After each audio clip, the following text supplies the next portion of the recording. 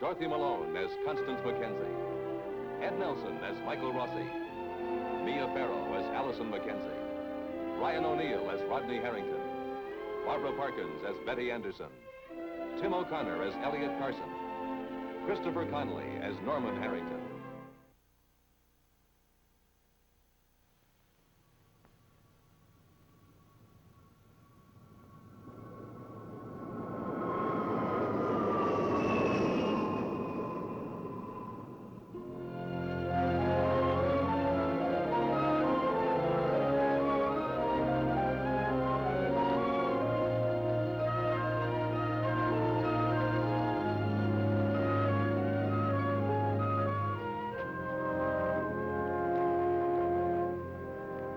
During the many weeks of preparation for Rodney Harrington's trial, Stephen Cord has worked diligently and earnestly in Rodney's behalf.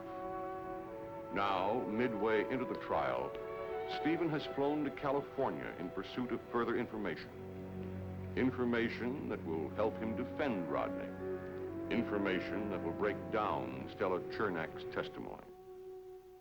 Facts about Stella that only a private detective could find out. Sit down. Thank you.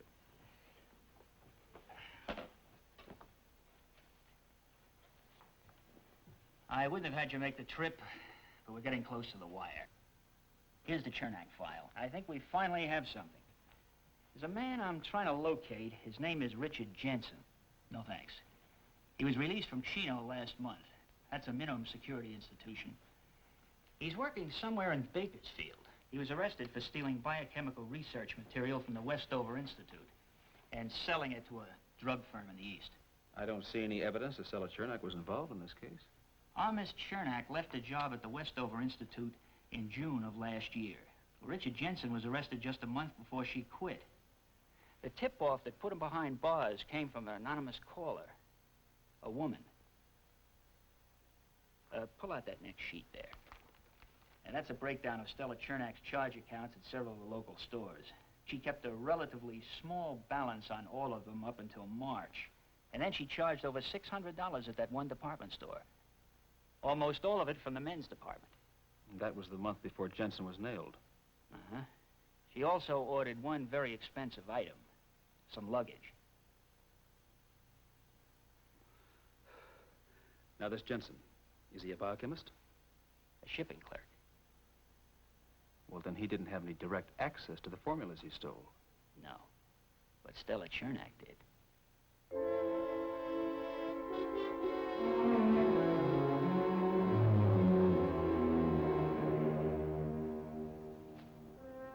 Well, Mr. Harrington.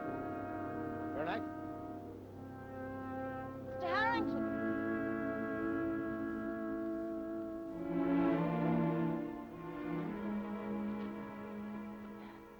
Did you come all the way down here just to tell me how sorry you are about my father's death?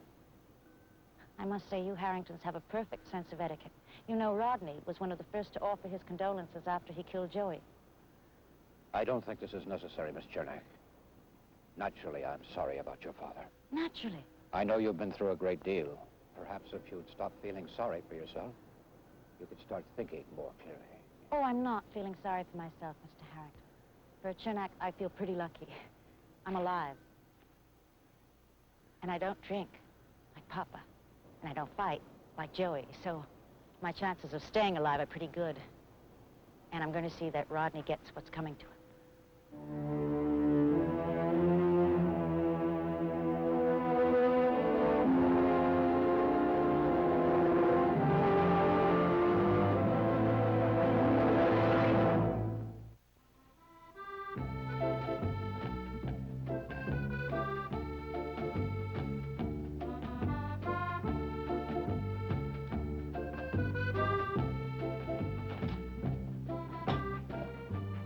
Afternoon, Mr. Harrington. Good afternoon.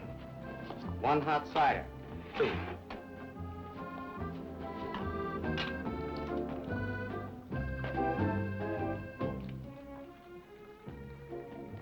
There you are. Care for a cinnamon stick? One.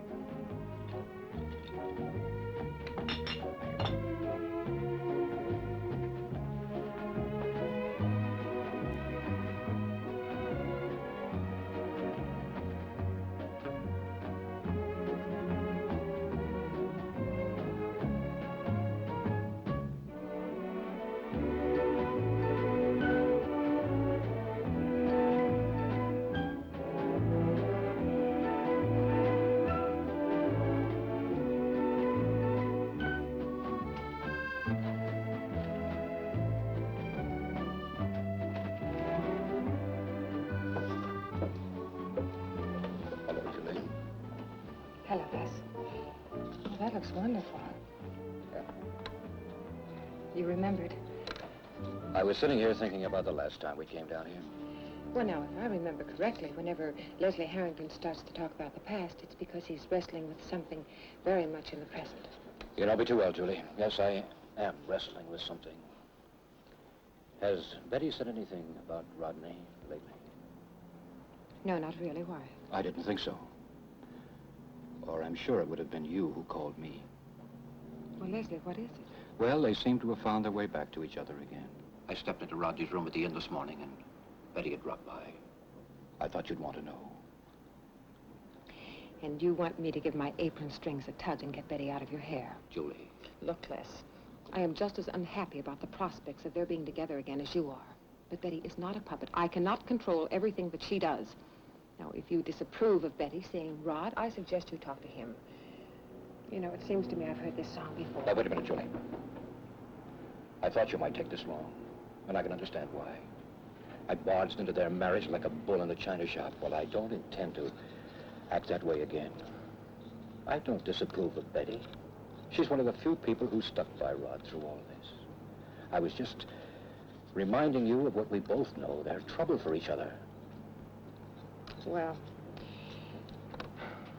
I am glad you told me, Les, but so much has happened to Rod and Betty. I can't control her, and I doubt very much if you can control him. Rod's incapable of thinking clearly right now. It's not only the trial. He's just broken off with Allison.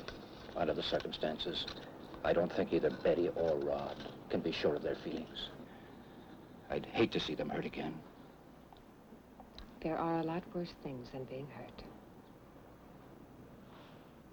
Like loneliness. I know what loneliness is, Julie. And you do, too. I better go, Les. If all I had on my mind was Betty and Rod, I could have told you on the phone. I had to see you. You left this country. You didn't even bother to say goodbye. And then when you came back, well, you expected me to come running to you with open arms. When I came back, I wanted to see you far too much to observe any kind of protocol. Les, we sit here mapping out the rules we want our children to live by, talking about how they can't think objectively. And then all of a sudden we're on the verge of breaking all the rules ourselves.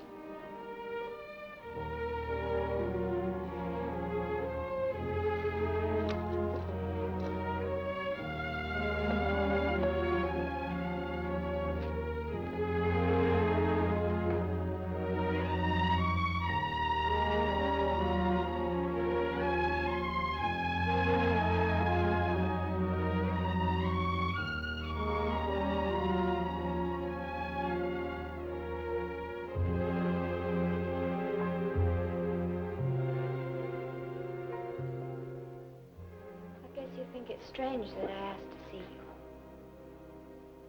Please sit down.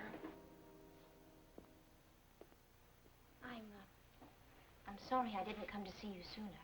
Oh, that's all right. How are you? I'm fine, thank you. Why did you send for me? I'm not really sure. I'm not sure why I came. Is there, anything that you need or want? Oh, no, thank you. Something happened. What? There were a lot of things that I'd forgotten after the accident. My mother...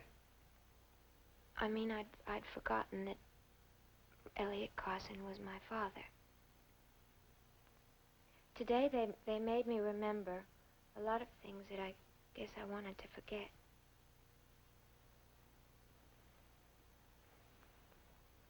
Why are you telling me this? I don't know. I needed to talk to somebody. You're doing exactly what you did a year ago. The first time your mother told you the truth, you came to me. You stayed at my house all night. Do you remember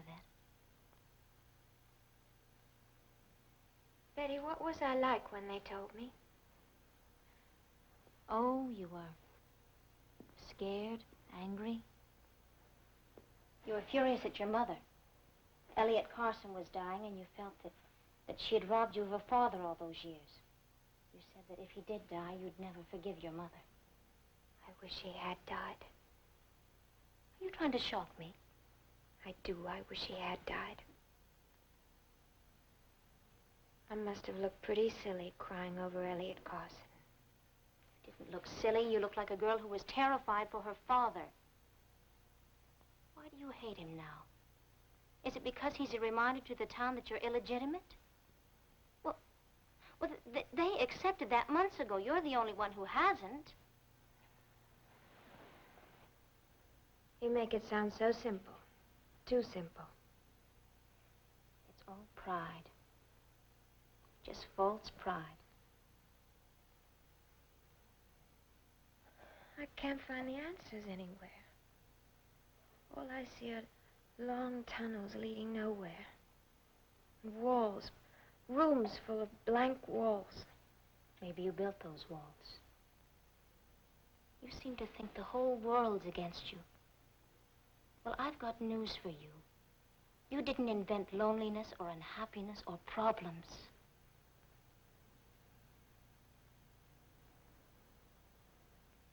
You were going to have a baby once. Rodney didn't want to have a baby, but he married you anyway. What if he hadn't? What if the baby hadn't died? How would you have treated it? Would you have lied to it?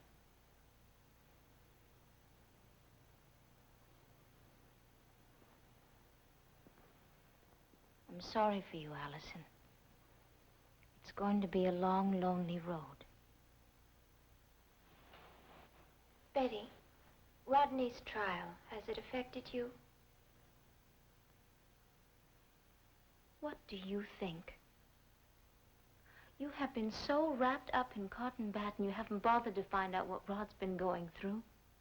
Tell me, please, I want to know. How were you involved in the trial? I was on duty the night Joe Chernak died. Rod called the hospital for help, and I was the one who answered that call. I had to testify to that fact. Had to? Yes. Couldn't have helped him very much. It didn't.